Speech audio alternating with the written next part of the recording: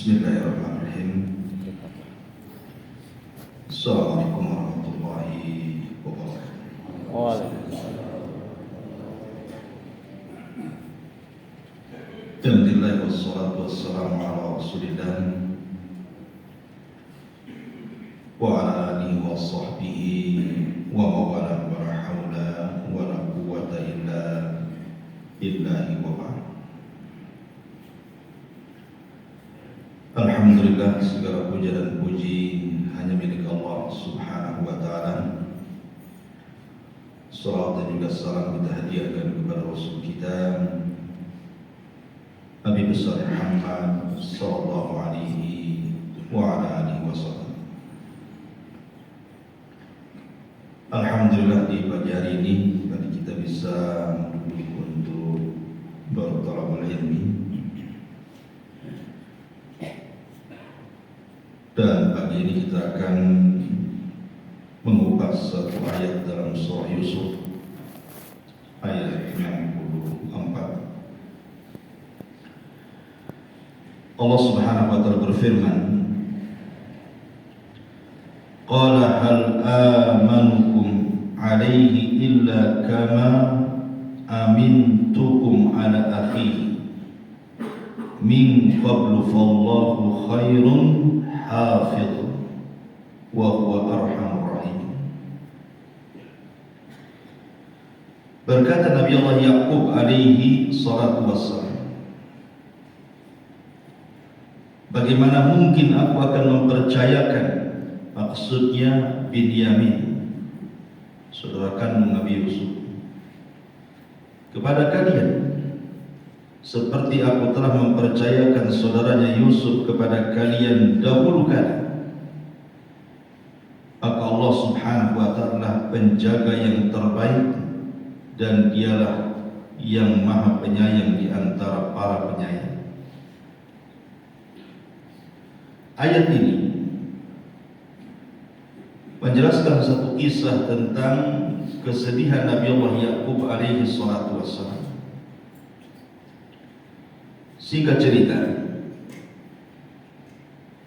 ketika Nabi Yusuf alaihi salatu wassalam dihabarkan meninggal oleh 10 saudaranya, padahal tidak demikian.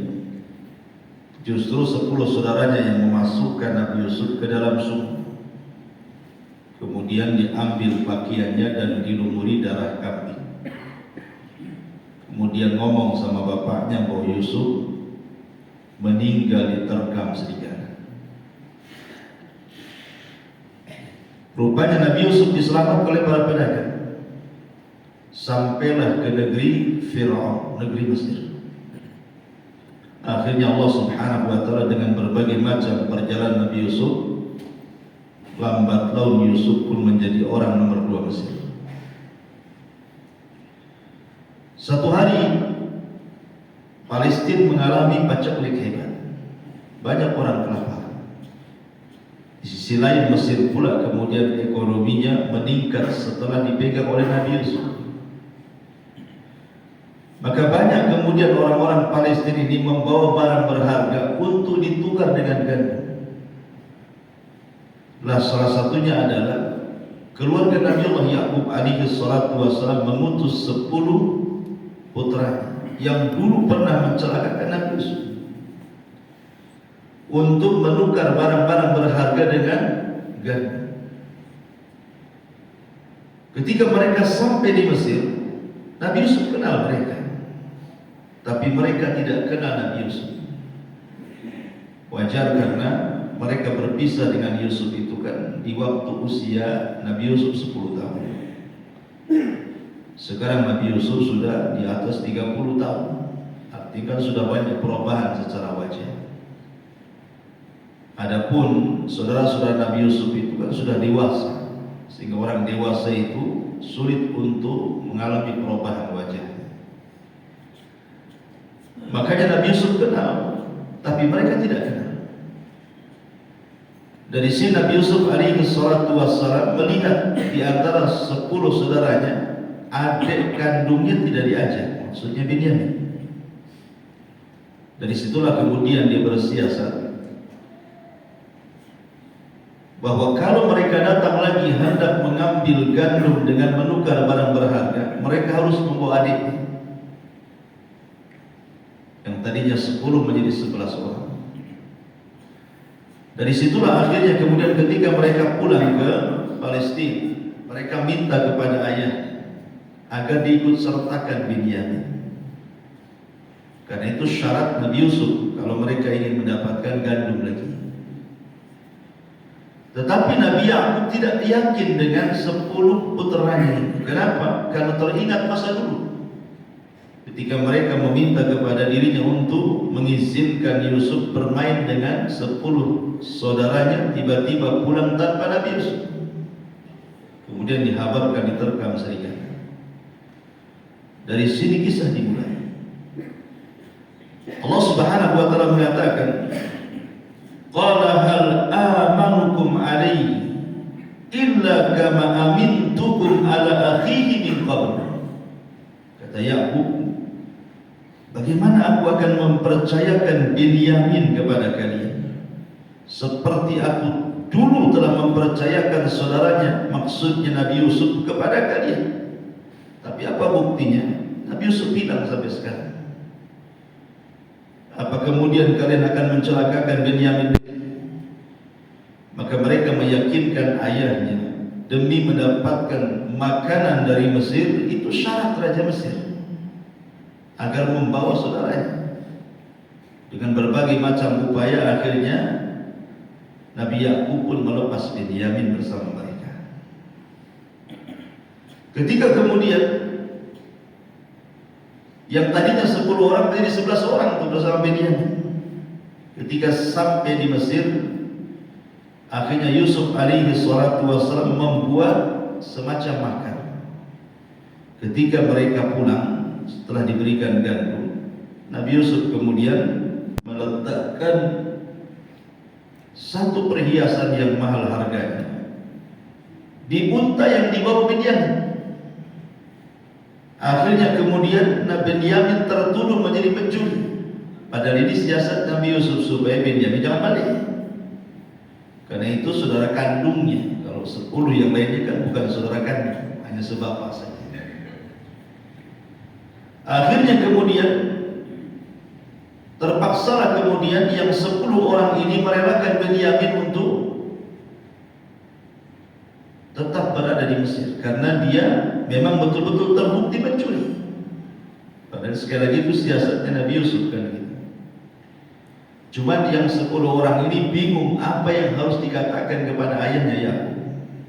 Karena mereka sudah berjanji akan menjaga Binyamin tidak sebagaimana dulu mereka tidak bisa menjaga Nabi Yusuf. Itu di hadapan bapak mereka. Akhirnya sebagai jaminan mereka pun hanya pulang 9 orang, yang satunya kemudian menjadi jaminan di Mesir. Ketika yang 9 orang ini datang kepada Nabi Yakub menceritakan bahwa Binyamin itu mencuri, kemudian ditahan oleh Raja Mesir, tidak percaya Yakub.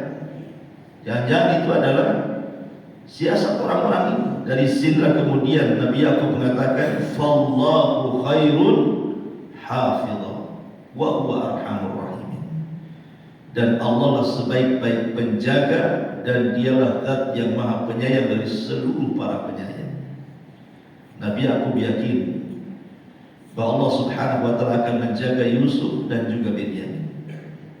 Itulah keyakinan seorang nabi, bahwa Yusuf masih hidup sebenarnya dan Binyamin pun akan selamat. Maka singkat cerita akhirnya betul Nabi Yakub setelah kemudian buta gara-gara sering memikirkan Nabi Yusuf sampai Al-Quran menjelaskan bagaimana air mata yang keluar dari kedua mata Yakub itu sampai Allah katakan ibyaddat aina. Jadi air mata yang keluar dari Nabi Yakub itu sudah tidak bening lagi, tapi berwarna putih.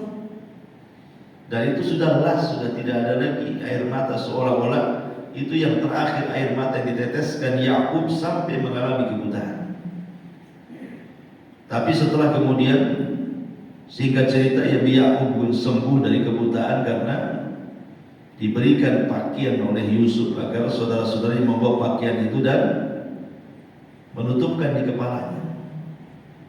Dan Allah berikan mukjizat, rupanya dengan pakaian Yusuf itulah Yakub mampu memandang lagi. Dan akhirnya dipertemukan dengan seluruh anak-anak yang 12 ini. Dari sini faedahnya yang ingin saya jelaskan adalah firman Allah Subhanahu wa taala, "Fallahu khairun hafidh." Bahwa tidak ada penjaga terbaik itu melebihi Allah Subhanahu wa taala. Sebab kalau seandainya kita menyandarkan penjagaan kepada selain Allah Azza wa Jalla, itu sia-sia saja. Anda umpamanya mau berbisnis, yakin dengan orang yang menjadi partner bisnis kita, sudah rapat, sudah hitung-hitungan untung, kamu dapat sekian, saya dapat sekian, dan berbagai macam upaya supaya bisnisnya jalan. Kenyataannya apa? Tidak dapat untung, modal pula habis. Itu kalau disandarkan kepada manusia. Terkadang cita-cita itu tidak terlaksana. Atau mungkin di antara keluarga kita sakit, dibawa ke rumah sakit. Karena terlampau menyandarkan kesembuhan keluarga kita kepada dokter ataupun rumah sakit, berapa banyak orang-orang yang kemudian memasukkan keluarganya ke rumah sakit dengan harapan sembuh, pulang-pulang mati. Karena disandarkan kepada makhluk. Terkadang keinginannya berbeda dengan keinginan Allah Subhanahu wa taala. Dan banyak kisah-kisah yang lain menjadi masyarakat. Ada orang yang kemudian ingin bekerja sampai keluar negeri dengan harapan apa? Pulang itu bawa uang banyak, bisa bangun rumah, bahagia dengan keluarganya. Tapi rupanya bermasalah di luar negeri, berkasus. Ada yang kemudian dihukum pancung, ada yang macam-macam gitu ya. Artinya sesuatu yang disandarkan kepada selain Allah Azza wa Jalla, maka siap-siap kecewa. Sesuatu yang disandarkan kepada selain Allah, pasti ujungnya kecewa. Maka sandarkanlah sesuatu itu kepada Allah Azza wa Jalla. Kenapa? Karena Allah mengatakan fallahu khairun hafidh. Karena tidak ada zat yang bisa melindungi dan menjaga kita melebihi Allah Subhanahu wa taala. Saya akan mengisahkan beberapa kisah di sini. Ma'asyiral muslimin yang dimuliakan Allah Azza wa Jalla, kita urut dari kalangan para nabi. Nabi Ibrahim alaihi salatu wassalam, ada kisah, bahkan 3 kisah yang ingin saya ceritakan. Pertama, ketika Nabi Ibrahim alaihi salatu wassalam di permulaan dakwah menghadapi Raja Zalim Namrud, sampai akhirnya kemudian Ibrahim alaihi salatu wassalam kemudian menghancurkan patung-patung Namrud. Belakangan diketahui siapa penghancur patung itu, rupanya Ibrahim. Ditangkaplah Ibrahim. Kemudian terjadi dialog. Ketika kemudian kalah dalam dialog, akhirnya Namrud pun kemudian menggunakan kekerasan dengan cara mengeksekusi Ibrahim untuk dibakar hidup-hidup supaya menjadi pelajaran bagi yang lainnya. Ketika Ibrahim hendak dibakar, perkataan yang masyhur yang dicatat dalam Quran itu, apa yang diucapkan Ibrahim alaihi salatu wassalam, hasbunallah wa ni'mal wakil. Cukuplah Allah sebagai pelindung, karena Dia sebaik-baik penjaga. Itu keyakinan Ibrahim.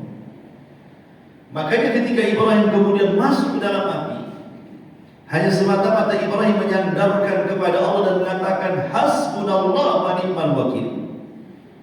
Maka seketika Allah Subhanahu wa taala berfirman, "Qul ya naru kuni bardan wa salaman ala Ibrahim."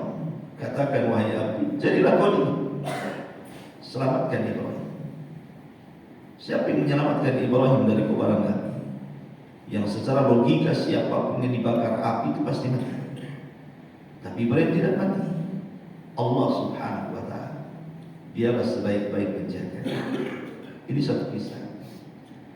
Kisah yang kedua, ketika Nabi Ibrahim kemudian sudah tidak bisa lagi berdakwah di negeri Babylon, negerinya Namrud, Terpaksa Ibrahim harus hijrah dari negeri Babil ke Palestina. Sayangnya Palestina saat itu terjadi paceklik yang berkepanjangan. Banyak orang kelaparan, akhirnya Ibrahim pun harus hijrah ke negeri Mesir dengan istrinya tentunya Sarah. Lah di Mesir ini rupanya Fir'aun di zaman Nabi Ibrahim itu memang punya kelainan. Dia tidak suka melihat ada orang itu memiliki istri cantik, maka istrinya akan diambil, suaminya dibunuh. Itu aturannya. Makanya Ibrahim ngomong sama istrinya, nanti kalau seandainya engkau diambil oleh raja tersebut, jangan katakan aku suamimu, katakan aku saudara. Ibrahim tidak berdusta, maksudnya saudara seiman, karena di Mesir tidak ada beriman kecuali orang itu berdua saja kan. Tauriyah. Rupanya betul. Kecantikan Sarah pun tersebar di Mesir sampai ke telinga raja. Akhirnya raja merintahkan untuk menculik Sarah. Diculik Sarah. Maka Ibrahim hanya bisa pasrah kepada Allah Azza wa Jalla dan melaksanakan sholat. Kemudian ketika Sarah ditangkap oleh para prajurit, kemudian dihadapkan kepada raja. Raja belum pernah melihat wanita secantik. Makanya dia menginginkan untuk menggagahi kehormatan Sarah. Disinilah kemudian Sarah berdoa kepada Allah Azza wa Jalla, Allahumma in kunta ta'lam anni qad amantu bi rabbika wa bi rasulik. Kata Sarah, ya Allah, jika engkau tahu bahwa aku ini beriman kepada dan kepada Rasul, wa ahsantu farji illa ala zawji, dan aku senantiasa menjaga kemaluanku kecuali kepada suamiku, fala tusallit alayya hadzal fajir. Tolong jangan kuasakan orang jahat ini kepada aku. Itu doanya Sarah di hadapan Raja Zalim. Tiba-tiba kemudian sang raja ini ketika hendak menjamah Sarah, tiba-tiba dia setruk, tidak bisa, tangannya tidak bisa digerakkan, kakinya tidak bisa digerakkan, jadi batu. Akhirnya sang raja pun mulai ada kelainan, kenapa ini? Maka dia mengatakan kepada Sarah, tolong kembalikan aku ke posisiku. Maksudnya berdoalah kepada Tuhan, jangan buat aku seperti ini. Disangkanya Sarah ini punya mantra-mantra. Tetapi setelah kemudian Sarah berdoa agar raja itu dilepaskan dari apa yang dia rasakan, rupanya raja ini masih penasaran. Kemudian Sarah berdoa lagi kedua kalinya, setruk lagi raja itu, sampai 3 kali raja ketakutan. Disangkanya dia bukan manusia. Makanya dia mengatakan kepada para prajurit, kenapa kalian bawa syaitan kemari? Aku suruh bawa manusia, kalian bawa syaitan boleh kemari. Akhirnya kemudian Sarah pun sebelum disuruh keluar, karena takut kalau seandainya mengalami hal-hal yang tidak akan atau hal-hal yang dikhawatirkan terjadi. Karena ini sudah terjadi kan, dia berdoa, dia stroke kan. Ini kalau orang ini ada di sekitar istana membawa kesialan kepada raja, ini bahaya. Akhirnya sebagai imbalannya supaya Sarah jangan mengganggu dia lagi, diberikan hadiah seorang budak namanya Hajar. Jadi Hajar itu pemberian seorang raja Mesir kepada Sarah gara-gara kasus ini. Ma'asyiral muslimin yang dimuliakan Allah Azza wa Jalla, kita tahu orang-orang Yahudi, orang-orang Yahudi dari kisah sejarah ini, mereka selalu merendahkan orang Islam. Alasannya kenapa? Karena orang-orang Yahudi itu turunan Ishak dari jalur Sam, dan Sam itu tuan daripada Hajar. Kemudian mereka merendahkan orang Arab, terutama Nabi SAW, dan mengatakan, lihat, Nabi kalian itu keturunan hamba sahaya, maksudnya Hajar. Tapi Nabi-Nabi kami Bani Israel keturunan Sayyidah, tuan. Sejak itulah Yahudi meremehkan kita, karena Nabi kita Muhammad SAW itu keturunan Hajar, dan Hajar itu budak. Sementara Nabi-Nabi Bani Israel keturunan tuannya Sarah. Orang-orang Yahudi tidak paham siapa Hajar sebenarnya. Kita tahu bahwa negeri Mesir sebelum Fir'aun menguasai di zaman Nabi Ibrahim itu, yang berkuasa di Mesir itu orang-orang Kan'an, orang-orang Arab, orang-orang Kan'an. Dan Hajar itu adalah putri dari seorang raja Kan'anium. Lah ketika kemudian diserang oleh Fir'aun, kalah nih orang-orang Kan'ani. Kemudian dibunuh bapaknya, raja Kan'an ini, dan ketika itu Hajar masih kecil. Dipungutlah oleh Fir'aun dan dibesarkan. Jadi ketika kemudian datang Sarah, dia sengaja memberikan Hajar itu supaya jangan sampai ada balas dendam kepada dirinya, karena sudah menggulingkan kekuasaan bapaknya. Maka diberikan kepada Sarah. Dari sini kita tahu bahwa Hajar itu putri raja. Sarah bukan. Sarah itu masih keluarga Ibrahim. Tapi Hajar itu putri daripada raja Kan'an yang digulingkan kekuasaannya oleh Fir'aun. Jadi tidak benar kalau kemudian Hajar itu bagikan budak seperti budak-budak yang lain. Tidak, dia putri raja. Jadi orang-orang Yahudi itu hanya sekedar ingin merendahkan saja, memutar sejarah. Sejarah seperti itu sudah pulang supaya jangan terkena syubhat. Oh ya, kalau begitu kita ini memang turunan Buddha. Tidak begitu. Hajar itu putri raja. Ma'asyiral muslimin yang dimuliakan Allah Azza wa Jalla, syahidnya di sini dengan pembahasan adalah bagaimana Sarah itu diselamatkan oleh Allah Azza wa Jalla dari gangguan seorang raja. Pertanyaannya, siapa yang menyelamatkan Sarah? Allah yang menyelamatkan. Karena dia adalah khairul hafidh, sebaik-baik penjaga. Kemudian kasus yang ketiga dari Ibrahim ini, ketika Ibrahim alaihi salatu wassalam membawa Hajar dan juga putranya Ismail di sebuah lembah. Mekah itu kan diapit dua bukit kan, kiri kanannya bukit. Mekah itu tengah-tengah. Dulu sebelum ada Mekah, sebelum ada orang di situ, itu lembah. Lah Hajar itu diletakkan di situ. Gak ada pohon, gak ada makanan, gak ada minuman, letakkan di situ saja. Dan itu sangat menakutkan gitu ya. Sehingga ketika kemudian Hajar ini merasa akan ditinggalkan begitu saja, tapi dia wanita yang cerdas bertanya kepada suaminya Ibrahim dan mengatakan, apakah ini perintah Allah Ibrahim, kau letakkan kami di sini? Maka Ibrahim tidak menjawab kecuali dengan isyarat saja. Maka Hajar dengan penuh keyakinan dan tawakal kuat kepada Allah, dia mengatakan apa? Idhab idza la yudayyibuna Allah. Kalau gitu pergilah wahai Ibrahim, biarkan kami di sini. Aku yakin Allah tidak mungkin menyia-nyiakan kami di sini. Betul, setelah Ibrahim pergi, rupanya lewat suku Jurhum di situ. Akhirnya kemudian suku Jurhum pun barter antara air Zam-Zam yang ditemukan Hajar dengan makanan yang mereka bawa. Akhirnya mereka pun minta izin untuk membuat satu tenda di situ, 2 tenda, 3 tenda. Akhirnya jadi perkampungan dan sekarang kita lihat negeri Mekah. Siapa yang menyelamatkan Hajar dari kematian dan juga Ismail dari kematian? Allah Subhanahu wa taala. Ini bentuk bahwa bagaimana Allahu khairul hafidh. Allah itu sebaik-baik penjaga. Ini kisah Nabi Ibrahim. Kemudian kisah Nabi Musa alaihi salatu wassalam.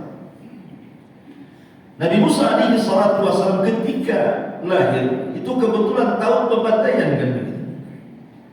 Sementara Harun ketika lahir, abangnya, tahun pembiaran, tidak ada pembunuhan, makanya selamat dia. Tapi ketika kelahiran Nabi Musa ini terjadi tahun pembantaian, sampai ibunya harus menyembunyikan Nabi Musa dan mengalami trauma ketakutan. Cemana kalau seandainya prajurit Fir'aun tahu akan dibantai. Maka Allah Subhanahu wa taala ilhamkan kepada ibunya dan mengatakan, kalau engkau memang takut, kalau engkau memang sedih, fa'alqihi fil yammi wa la takhafi wa la tahzani. Lemparkan saja ke sungai Nil, jangan takut, jangan sedih. Akhirnya kemudian ibunda Nabi Musa pun langsung meminta seorang Israeli untuk membuat kotak secara tergesa-gesa. Namanya pekerjaan yang tergesa-gesa itu hasilnya tidak baik. Lain kalau lambat-lambat pasti baik kan. Tapi karena Allah Subhanahu wa taala sudah mengilhamkan, lemparkan ke Sungai Nil, walaupun kotak itu asal-asalan dibuat dengan tergesa-gesa, kemudian kotak itu akhirnya lepas, akhirnya kemudian hanyut di Sungai Nil, buktinya Musa selamat di kotak itu, tidak tenggelam, bahkan sampai ke istana Firaun. Ketika kemudian ditemukan oleh Asya bintu Muzaim, hampir saja dia dibunuh. Kalau bukan karena kemudian Asya tertarik dengan bayi itu dan mengatakan kepada Firaun, kita ambil saja bayi ini, boleh jadi adiyan fa'ana aw nattakhidahu walada. Nanti mungkin kalau sudah besar dia manfaat untuk kita, atau kita ambil sebagai anak. Selamatlah dia musnah. Bahkan ketika kemudian sudah menjadi Nabi dan Rasul, Musa ini membawa Bani Israil dari mana? Dari Mesir ke Palestina. Ketika dikejar Firaun, rupanya di hadapannya lautan besar kan. Ketika itu Firaun dan pasukan sudah ada di belakang mereka. Bani Israil ketakutan mengatakan, "Inna la mudrakun." Firaun sudah melihat kita, sudah menatap kita. Kita sudah tidak bisa kabur nih. Di depan lautan, di belakang pula tentara Firaun. Mau kemana kita pergi? Tapi Musa menenangkan mereka dan mengatakan, "Inna ma'iya rabbi sayahdi." Kebersamaan kita dengan Allah pasti Allah kasih tunjuk jalan. Dari situlah Allah memerintahkan Musa untuk mengumpulkan tongkat, jadilah kemudian Sungai Nil menjadi 12 jalur. Akhirnya Bani Israil masing-masing kabilah melewati 12 jalur sampai di ujung. Fir'aun kemudian mengejar. Ketika mereka sudah sampai di ujung, Fir'aun pula baru di tengah lautan. Disitulah Musa mengumpulkan kembali tongkatnya, dan akhirnya mereka diselamatkan. Fir'aun pula ditenggelamkan. Siapa yang menyelamatkan Musa dan Bani Israil? Allah. Itu disebut fallahu khairun hafidh. Allah lah sebaik-baik penjaga. Siapa lagi? Nabi Yunus. Nabi Yunus ini berdakwah kepada umat yang jumlahnya paling banyak, tetapi tidak ada yang beriman pula sama Nabi Yunus. Dari sekian banyak umatnya itu, sampai akhirnya Yunus mengancam, kalau kalian tidak beriman, kupastikan 3 hari akan tertimpa adab kalian. Sudah 3 hari tak nampak pula adab. Maka Yunus pun pergi, meninggalkan kaumnya. Padahal belum diizinkan pergi-pergi. Kenapa tidak turun adab? Karena di hari kedua kaumnya merasakan akan terjadi adab. Makanya mereka langsung beriman. Tanpa sepengetahuan Yunus mereka beriman. Makanya hari ketiga tidak turun adab. Tapi Yunus sudah pergi masalahnya. Dia tidak tahu kaumnya sudah beriman. Di zaman itu kan belum ada media kan gitu. Makanya karena Yunus meninggalkan kaumnya yang sudah beriman, dalam kondisi ketidaktahuan, hanya marah saja kepada kaumnya, akhirnya Allah Subhanahu wa taala hukum dia dengan cara apa? Ditelan oleh ikan. Dan Allah katakan kepada ikan itu, jangan kau punya, cukup ditelan saja. Maka ini telan ikan, kemudian disarangkan di perutnya dan mengalami 3 kegelapan. Gelap perut ikan, gelap dasar lautan, dan gelap tengah malam. Secara logika Yunus matilah di perut ikan itu, tidak ada oksigen. Tapi siapa yang menjaga Yunus sampai dia hidup terus di perut ikan itu? Allah. Dia terus berdoa kepada Allah, la ilaha illa anta subhanak inni kuntu minadh dhalimin. Kata Nabi SAW, siapapun yang berdoa dengan doa Nabi Yunus, maka hampir-hampir doanya tidak mungkin ditolak. Maka kalau kita berdoa kepada Allah meminta sesuatu, maka jangan lepas dari doanya Nabi Yunus, la ilaha illa anta subhanaka inni kuntu minadh dhalimin. Maka karena dia terus bertasbih seperti ini, maka akhirnya Yunus pun diselamatkan, Allah dimuntahkan kembali sama ikan tersebut. Maka Allah mengatakan, falaula minal musabbihina la labisa fi batnil huti ila yaumi yub'atsun. Kalau bukan karena tasbihnya Nabi Yunus dalam perut ikan itu, tentu dia akan di perut ikan sampai kiamat dibangkitkan. Pertanyaannya, siapa yang menyelamatkan Yunus? Allah. Ya. Ma'asyiral muslimin yang dimuliakan Allah Subhanahu wa taala. Kalau ada yang mengatakan, itu kan para nabi, ya wajar bagi kalau Allah. Nabi itu kan dijaga oleh Allah Azza wa Jalla. Oke, kita cerita selain para nabi. Di zaman Nabi Musa alaihi salatu wassalam, Nabi Musa ini pernah belajar kepada Khidir ya? Ada dua pelajaran yang diterima Nabi Musa dari Khidir yang berkaitan dengan bab kita ini. Pertama, Nabi Khidir membunuh anak kecil. Anak yang sedang bermain ditangkap, dibantai sama Khidir. Kemudian yang kedua, Nabi Musa diajak oleh Khidir untuk memperbaiki rumah yang hampir roboh, padahal tidak jelas siapa penghuninya. Lah Khidir menjelaskan kenapa dia melakukan dua hal ini. Pertama, anak kecil yang aku bantai, kata Khidir, karena anak kecil ini nanti kalau sudah besar jadi durhaka, dan dia akan membunuh kedua orang tuanya. Sebelum itu terjadi, kubunuh duluan dia. Artinya apa? Artinya kedua orang tua anak itu orang baik, tetapi punya anak yang kurang ajar. Siapa yang menjaga dua orang tua yang baik ini sehingga tidak dibunuh oleh anaknya? Allah Subhanahu wa ta'ala dengan mengirim Nabi Khidir ya? Suruh dibantai anak itu. Allah yang merintahkan, karena anak itu kalau sudah besar nanti kurang ajar kepada orang tuanya. Selamatlah orang tuanya dari kejahatan putranya. Tapi ini mujizat ya, tidak bisa kita praktekkan. Apa ada anak ini nakal kali, tidak besar pula dia kurang ajar sama orang tua. Bantai aja lah. Ini khusus Nabi, kita tidak punya firasat sampai ke situ. Banyak kok anak-anak nakal sampai besar pula birrul walidain. Banyak orang yang kecil-kecil yang nurut dan besar tak kurang ajar. Ma'asyiral muslimin yang dimuliakan Allah Azza wa Jalla, syahidnya adalah orang tua itu dijaga oleh Allah dengan dibunuhnya anaknya oleh seorang Nabi. Kemudian yang kedua, ketika Musa dan Khidir ini kan kehabisan bekal, masuk ke kampung, satu kampung Bakhil bin Madin, tidak ada orang ngasih makan, ngasih minum. Padahal mereka kehabisan bekal. Akhirnya mereka ingin cari kampung yang lain. Boleh jadi kampung lain itu adalah orang yang baik. Tapi ketika keluar dari kampung itu di perbatasan, adalah rumah merek korom. Kata Khidir, Musa tunggu dulu, kita perbaiki rumah ini. Kata Musa, ini ngapain perbaiki rumah, nggak ada orang. Memperbaiki rumah itu yang jelas nggak ada penghuninya, supaya kita dapat upah bisa makan. Ini rumah siapa penghuninya kita tidak tahu. Tapi kita mengatakan jangan banyak tanya kalau belajar sama aku katanya. Akhirnya kemudian diperbaiki rumah itu sampai selesai.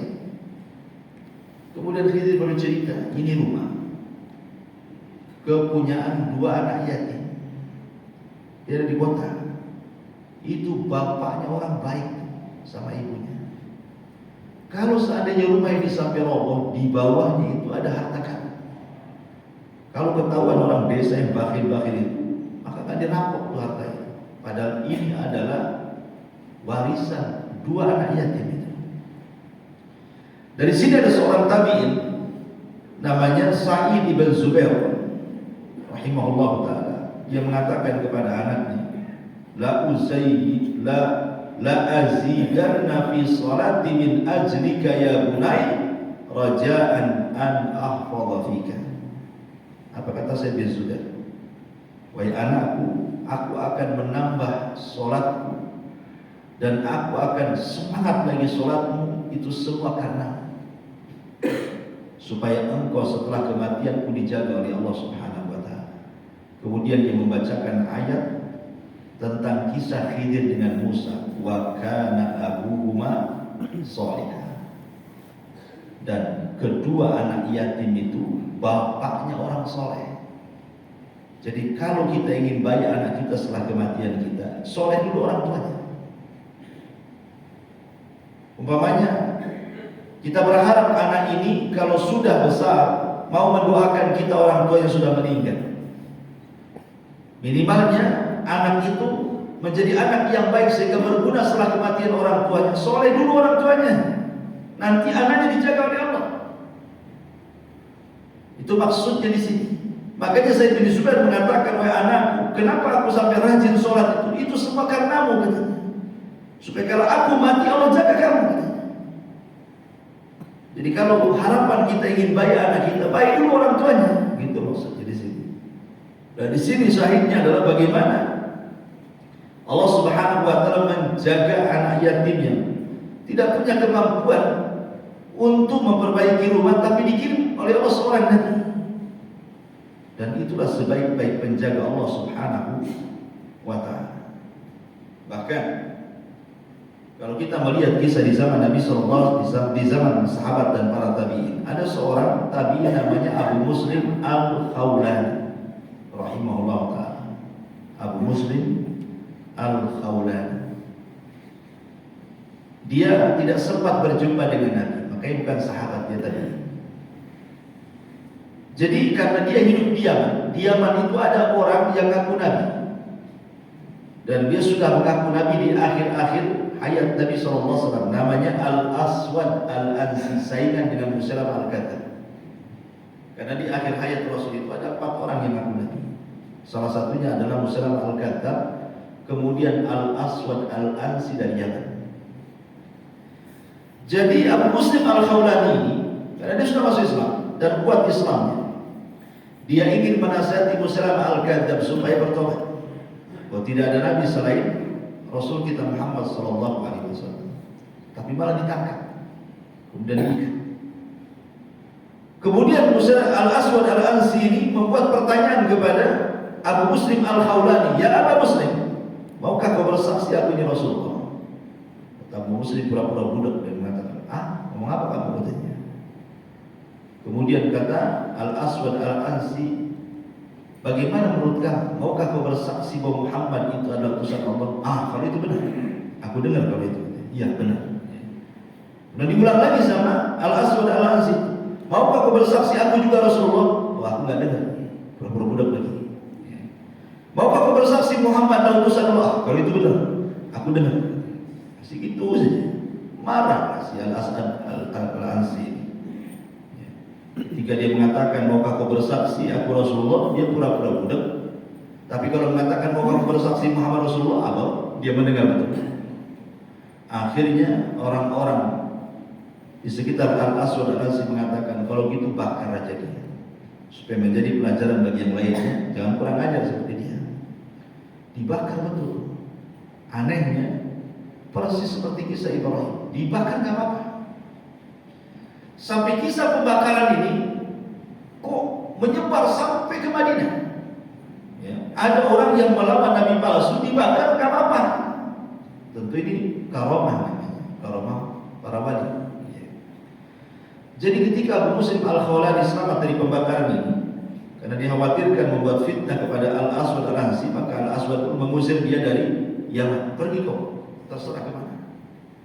Makanya bertolak ke Madinah dengan tujuan ingin berjumpa dengan Rasul. Tapi sayang sampai di Madinah Rasul meninggal, tidak sempat melihat Nabi.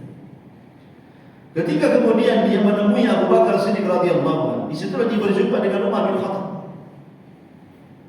Ketika berkenalan bahwa dia dari Yaman, maka Umar teringat dengan perkataan orang-orang Yaman itu bahwa di sana ada nabi palsu namanya Al-Aswad Al-Ansi membakar seorang muslim tapi tidak apa-apa.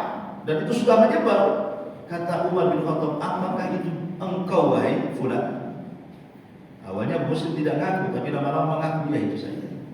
Maka Umar pun kemudian menangis dan mengatakan, demi Allah, aku sangat memuji kepada Allah, masih ada di antara umat ini, maksudnya umat Islam, ada orang yang seperti Ibrahim alaihi salatu wassalam, dibakar gak mempan katanya.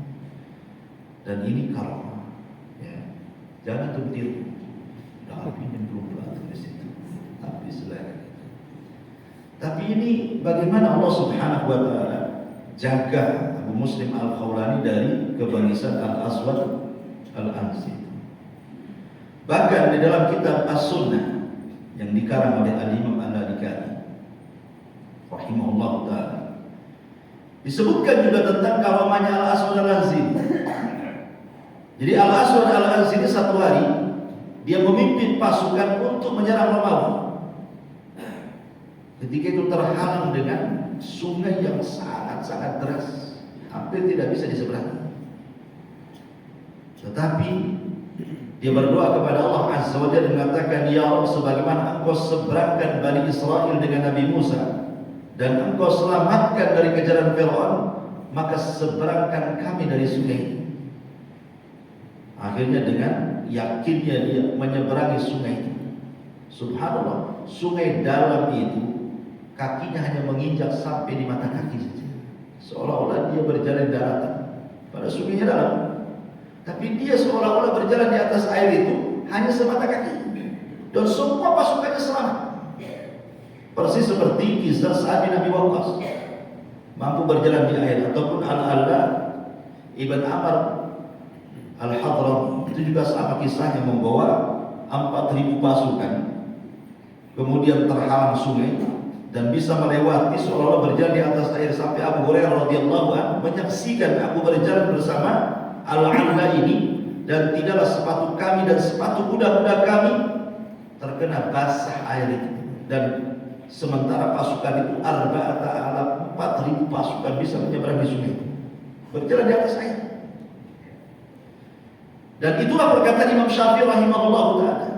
Kata Imam Syafi'i, "Idza ra'aita ar-rajula yamshi 'alal ma' aw yatiru fil hawa fala taghtarru bihi." Kata Imam Syafi'i, kalau engkau melihat ada orang yang terbang di langit atau berjalan di atas air, jangan banggakan sampai kau cocokkan amalan dia dengan Quran dan Sunnah.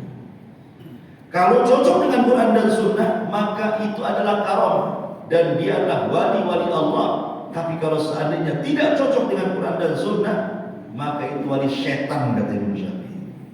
Saja dia dulu kerjasama dengan setan, bisa menyeberangi air. Tapi kalau Al-Aswad, Abu Muslim Al-Khawlani, atau sahabat Al-Alla Ibn Yazid Al-Hadrami, ataupun seorang sahabat Nabi SAW, Amr, di sini Sa'ad bin Amr tadi, maka ini semua adalah karamah para wali-wali Allah Subhanahu wa ta'ala. Jelas mereka sahabat Nabi. Iya, sahabat Nabi diberikan karamah kan begitu. Tapi karamah itu bukan menunjukkan kemuliaan seseorang. Banyak sahabat tidak diberikan karamah. Abu Bakar Siddiq radhiyallahu anhu contohnya tidak dikenal karamahnya. Apakah kemudian orang-orang sekelas Abu Muslim lebih mulia dibandingkan Abu Bakar? Ya tidak, Abu Bakar lebih tinggi nilainya. Jadi karamah itu bukan menunjukkan keunggulan seseorang, tidak. Itu pertolongan Allah. Allah Subhanahu wa ta'ala tolong Abu Muslim Al-Khawlani. Bahkan juga disebutkan dia pernah diracun sama budak perempuannya. Tapi budaknya enak. Kok setiap pemasukan racun ke makanan dan minumannya itu kok gak mati-mati nih Abu Muslim ini. Jadi satu hari dia ngomonglah aku dan mengatakan, ya Tuhan, sebenarnya aku ini sudah sering menaruh racun di makanan, tapi kenapa kau tak mati-mati, katanya. Jadi Abu Muslim mengatakan, kenapa kau melakukan itu, katanya? Supaya kau terbebas dari kamu. Kalau kau mati kan aku bebas dari budak, katanya. Kemudian budak itu mengatakan, apa rahasianya? Maka dia mengatakan, tidak. Aku kalau makan itu aku membaca Bismillah la yadurru ma'asmi syai'un fil ardi wala fis sama wa huwa samiul basir. Hanya itu saja. Ya. Dan Allah selamatkan aku dari racun. Nah, biasa kan itu baca doa ini kalau makan. Tapi jangan dicoba. Makan baik, minum baik, cobalah. Bismillah la yadurru jangan coba-coba. Ini kan Allah. Baik, kemudian ini salah satu kisah daripada Abu Muslim Al-Khawlani. Allah jaga. Kemudian kisah yang menarik juga adalah kisahnya Ibnu Abil Hasan. Ibnu Abil Hasan seorang ulama yang sangat zuhud, ulama salaf. Allahu a'lam, ini saya lupa apakah di zaman Abbasiyah atau di zaman Umayyah. Yang jelas Ibnu Abil Hasan ini ma'ruf, seorang alim dari ulama salaf yang sangat zuhud, ahli ibadah. Lah yang kebetulan ketika itu di zaman dia penguasanya namanya Abu Tulun. Ibnu Tulun ini Malikul Zalim, raja zalim sekali. Jadi pernah dia membantai dalam satu hari itu 18.000 nyawa kaum muslimin, dibantai dia tanpa jelas salahnya apa, dibantai gitu saja sama Ibnu Tulun ini. Jadi akhirnya kemudian datanglah Imam Ibnu Abil Hasan ini ingin menasihati Ibnu Tulun ini. Karena dia kewajibannya menasihati kan. Masa nyawa tidak bersalah kok dibantai. Dia mau nasihati. Marah sama raja ini karena dinasihati oleh seorang alim Ibnu Abi Al-Hasan ini. Akhirnya kemudian karena marah dia katakan kepada prajuritnya, tangkap orang ini. Udah kurang ngajar dengan aku ini. Masukkan ke penjara, satukan dengan asap. Asap singa, dan singa ini 3 hari tak makan. Coba bayangkan, singa 3 hari tak makan, satu penjara dengan manusia, pengadilan dia. Sehingga teringat berapa kejadian di Batam, di Greenland itu, ya kan? Ada orang Cina punya anjing 3 atau 4, dia safar beberapa hari lupa nggak kasih makan ke anjing ini. Terus datang dikasih makan, dia pula yang dimakan, mati kan dia di Greenland. Tapi beritanya heboh di Batam Center. Nah ini Ibnu Abil Hasan ini disuruh satu penjara dengan macan gitu, dengan singa yang lapar 3 hari tak makan. Subhanallah, singa ini hanya putar-putar aja, putar-putar saja. Sementara Ibnu Abil Hasan tidak punya takut dengan singa ini. Jadi singa natap dia, dia pun natap singa pula, tatap-tatapan aja. Cuman di pikiran Ibnu Abil Hasan ini, dia selalu memikirkan liur yang menetes dari singa. Apa yang dipikirkannya? Ini liur singa ini najis atau enggak? Itu yang dipikirannya. Jadi dia lihat singa itu bukan karena takut diterkam, tidak. Dia mikir liurnya itu. Sebenarnya liurnya singa itu najis atau tidak? Itu aja yang dipikirin. Tapi singa ini putar-putar saja, enggak makan kan? Sampai akhirnya raja ini ya, setelah kemudian kok nggak dimakan, malah sama-sama duduk-duduk pula di situ kan gitu ya.